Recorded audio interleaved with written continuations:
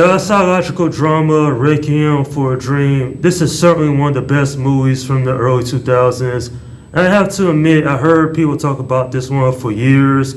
I never got to it. And after finally seeing it, this is certainly a great movie to say the least. So based on a 1978 book of the same name, the story of this one is that four people with a drug addiction, they are imprisoned into a world of desperation and delusion. And as the film progresses, these four characters, the choices that they make, it ends in catastrophe. Seriously though, this is such an intriguing movie. From the visual style, the direction, the screenplay, the editing, the music, the acting, the emotional depth, and the themes of loneliness and the avoidance of reality in many different ways.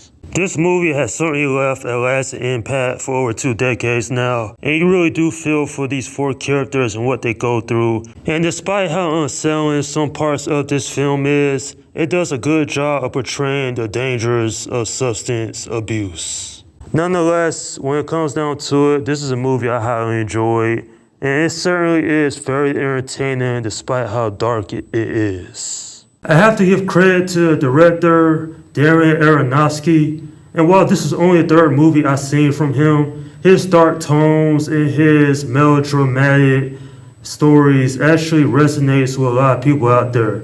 Like for example, last year's The Well, which is a fantastic movie in its own right.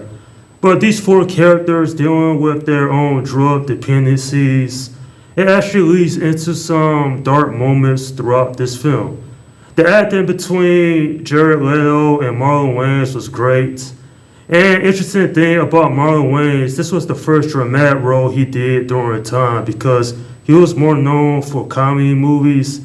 And this film was really the one that got Hollywood to notice just how much of a great dramatic actor he can be.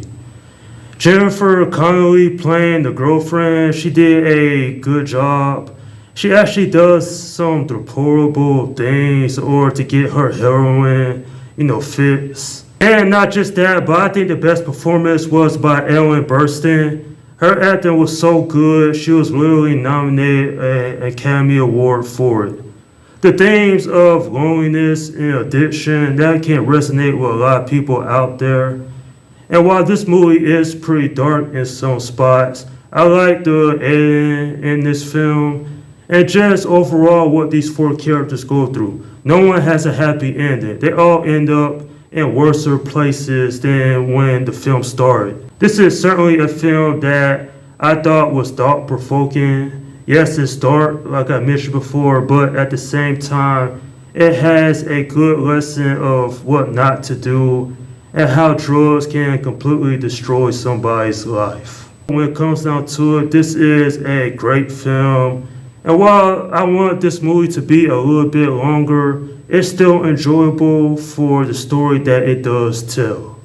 I'm giving this film an 8 out of 10. This is a great piece of cinema. This is certainly a film that I would recommend for people to check out. This movie teaches a great example of addiction and bad habits, something that a lot of us have gone through at one point or another in our lives.